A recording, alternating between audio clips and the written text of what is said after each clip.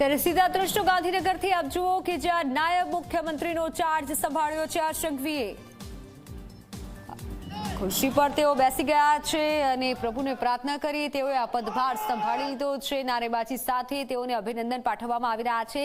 ધારાસભ્યો પણ ત્યાં ઉપસ્થિત છે, કાર્યકર્તાઓ પણ ઉપસ્થિત છે। ત્યારે નાયબ મુખ્યમંત્રી હવે કહેવાશે હર્ષ સંઘવી અને હર્ષ સંઘવીએ આ ચાર્જ સંભાળી લીધો છે।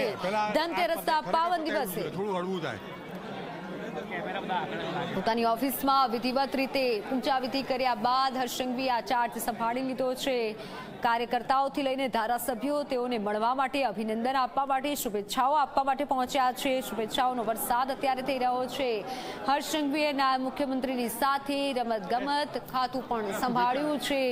ગૃહ મંત્રાલયનું ખાતું પણ ફરી એકવાર તેમના ફાળે ગયું છે, ત્યારે તે ખાતું પણ સંભાળ્યું છે। આ ચાર્જ તેઓએ સંભાળ્યો છે। ત્યારે અત્યારે ફોટો સેશન પણ થઈ રહ્યું છે। મંત્રીઓ જે ચાર્જ સંભાળી રહ્યા છે, સાથે અભિનંદન આપવા માટે નેતાઓ પણ પહોંચ્યા છે। અનેક નેતાઓ પણ તેમને શુભકામનાઓ આપી રહ્યા છે। ધારાસભ્યો પણ પહોંચ્યા છે। કાર્યકર્તાઓથી લઈને ધારાસભ્યો આપ જુઓ કે જ્યાં કાર્યકર્તાઓ પણ થી લઈને ધારાસભ્યો તેમને શુભકામનાઓ આપવા માટે આવી રહ્યા છે અને ધારાસભ્યો તેમને ગુલદસ્તો આપી અને જે શુભકામના આપી રહ્યા છે, ભેટ મળી રહી છે। આપ જુઓ શ્રીનાથજીની ભેટ હર્ષ સંઘવીને મળી રહી છે અને તમામ કાર્યકર્તાઓ, ધારાસભ્યોમાં અત્યારે ખુશી જોવા મળી રહી છે, કારણ કે નાયબ મુખ્યમંત્રી તરીકે તેઓને મળ્યા છે હર્ષ સંઘવી। હર્ષ સંઘવી ગૃહ મંત્રાલયનું ખાતું તેઓ સંભાળી ચૂક્યા છે અને હવે ફરી એકવાર ગૃહ મંત્રાલયની સાથે નાયબ મુખ્યમંત્રી પણ બની ચૂક્યા છે। આ મોટી વાત કહી શકાય। તમામ કાર્યકર્તાઓ માટે પણ આ પ્રેરણારૂપ વાત છે કે કાર્યકર્તાથી લઈને નાયબ મુખ્યમંત્રી તરીકે પહોંચવું અને સાથે આટલી નાની ઉંમરમાં યુવા ચહેરો છે હર્ષ સંઘવી અને આ નાની ઉંમરમાં તેઓ નાયબ મુખ્યમંત્રી બની ચૂક્યા છે। એટલે આજે તમામ કાર્યકર્તાઓ પણ વિચારતા હશે કે જે પણ લોકો અને જે પણ કાર્યકર્તાઓ કામગીરી કરે છે તેને પાર્ટી પ્રાધાન્ય આપે છે તેવું કહી શકાય। અને આ સીધો મેસેજ પાર્ટી તરફથી પણ આપવામાં આવ્યો છે કે કામ કરશો તો સત્તામાં રહેશો, જવાબદારી મળશે અને એ જવાબદારી નિભાવવી પડશે। આપ જુઓ આનંદિત અને ઉત્સાહિત અત્યારે કાર્યકર્તાઓ પણ જોવા મળી રહ્યા છે અને શુભકામનાઓ પાઠવવામાં આવી રહી છે। તમામ લોકો શુભકામનાઓ આપવા માટે પહોંચ્યા છે હર્ષ સંઘવીને। ત્યારે ફોનલાઈન પર સંવાદદાતા હિતલ પારેખ ફરી એકવાર જોડાઈ ચૂક્યા છે। હિતલ, અત્યારે હર્ષ સંઘવી નાયબ મુખ્યમંત્રી, શુભેચ્છાઓનો વરસાદ થઈ રહ્યો છે। જી ચોક્કસ, તેમને ચાર્જ સંભાળતાની સાથે ક્યાંક ને ક્યાંક જોવા જઈએ તો શુભેચ્છકો જે છે એ મોટી સંખ્યામાં તેમને મળવા માટે એ થઈ રહ્યા છે અને શુભકામનાઓ પાઠવી રહ્યા છે। સ્વાભાવિક છે, તેમનો પરિવાર પણ તેમની સાથે છે અને ક્યાંક ને ક્યાંક જે શુભેચ્છકો છે એની તાકાત જ એટલી મોટી છે કે જે પ્રકારે દરેક વ્યક્તિઓ સાલ ઓઢાડી પુષ્પો આપીને ક્યાંક ને ક્યાંક સ્વાગત અને તેમને અભિવાદન કરવા માટે પ્રયત્ન કરી રહ્યો છે। મોટી સંખ્યામાં અહીંયા જે લોકો હાજર છે સાથ ઓલડી રહ્યા છે અને ગાંધીનગર જિલ્લા ભાજપથી માંડીને આજુબાજુના જે તમામ લોકો છે એવા લોકો છે કે જે તેમને શુભેચ્છા આપવા માટે લાઈન લગાવી છે। સ્વાભાવિક છે, બંને તરફથી લાઈન છે એટલે ક્યાંક ને ક્યાંક વ્યવસ્થાના પરિપ્રેક્ષમાં કહી શકાય કે વ્યવસ્થા ખોરવાય એટલી મોટી સંખ્યામાં કાર્યકર્તાઓ અને નેતાઓ અહીંયા અત્યારે હાજર છે।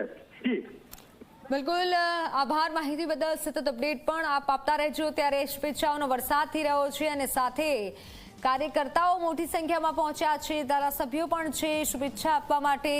નાયબ મુખ્યમંત્રી હર્ષ સંઘવી, આવું ભાગ્ય જ બનતું હોય છે કે યુવા ચહેરો અને પણ નાયબ મુખ્યમંત્રી બન્યો છે, ત્યારે તમામ કાર્યકર્તાઓમાં પણ ખુશી છે। ખાસ કરી સુરતમાં ચૂંટણીની વાત કરવામાં આવે તો પોતાનું કોઈ માણસ જાણે આવતું હોય ત્યારે તમામ જે કાર્યકર્તાઓ છે તેઓમાં તો ખુશી હોય જ છે, સાથે સ્થાનિકો અને ત્યાંના લોકોમાં પણ એટલી જ ખુશી જોવા મળતી હોય છે। ત્યારે જુઓ તમામ લોકોને ભેટને પણ હર્ષ સંઘવી આવકારી રહ્યા છે। સપ્રેમ જે ભેટ લોકો આપી રહ્યા છે, કાર્યકર્તાઓ આવી રહ્યા છે, ફોટો પડાવી રહ્યા છે, મોટી સંખ્યામાં કાર્યકર્તાઓ પણ આવી રહ્યા છે। ત્યારે હર્ષ સંઘવીએ વિધિવત રીતે ચાર્જ સંભાળ્યો છે। સીધા દ્રશ્યો ગાંધીનગરથી આપ જોઈ રહ્યા છો। મારા સંવાદદાતા પણ સતત અપડેટ આપી રહ્યા છે।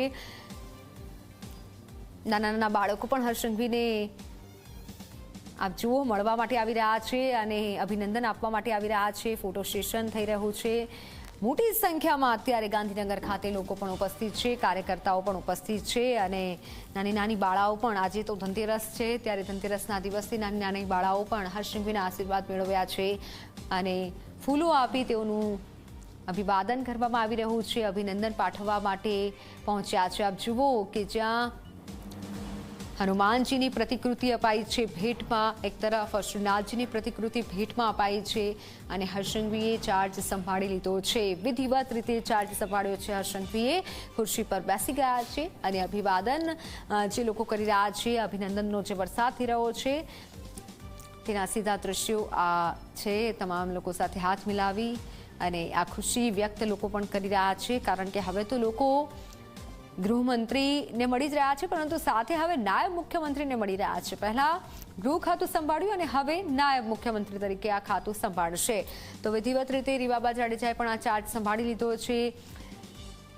સાથીઓ કરી અને પોતાની ખુરશી પર બેઠા અને અત્યારે જુઓ આપ દ્રશ્યો કે જ્યાં પોતાની દીકરી પણ સાથે છે. તેઓએ માધ્યમિક અને શૈક્ષણિક ખાતું જે સંભાળ્યું છે રાજ્યકક્ષાના મંત્રી રીવાબા જાડેજા, અને હમણાં જે ઝી 24 કલાક સાથે ખાસ વાતચીત કરી અને તેમાં પણ તેઓને જે પ્રશ્ન પૂછવામાં આવ્યો કે દીકરીઓની યોજના માટે, દીકરીઓને લાભ થાય શિક્ષણ ક્ષેત્રે, તે માટે શું પગલાં હશે, તો તેઓની પણ જે વાત કરી કે આગામી સમયમાં એવો જ પ્રયત્ન હશે કે દીકરીઓ માટે ખૂબ સારી સુવિધા પૂરી પાડવામાં આવે. હવે આગળ એ જોવાનું રહેશે કે કેવી પોતાની જવાબદારી નિભાવે છે, પણ પોતાની દીકરી સાથે આજે ઉપસ્થિત છે. ધનતેરસનો દિવસ છે, દીકરીને લક્ષ્મી માનવામાં આવે છે તેવું પણ તેઓએ જણાવ્યું અને સાથે આજે પૂજા વિધિમાં પણ તેમની દીકરી સાથે છે. ચાર્જ હવે સંભાળી લીધો છે. હવે આગામી સમયમાં એ જોવાનું રહે છે કે દીકરીઓ માટે શું કંઈ ખાસ હોય છે અથવા તો દીકરીઓને ફાયદો થાય.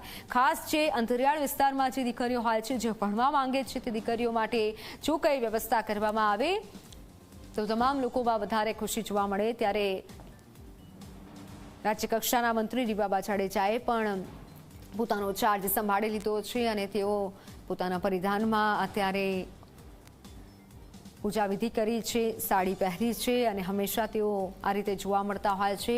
શપથવિધિમાં પણ તેઓ આ રીતે જોવા મળ્યા હતા.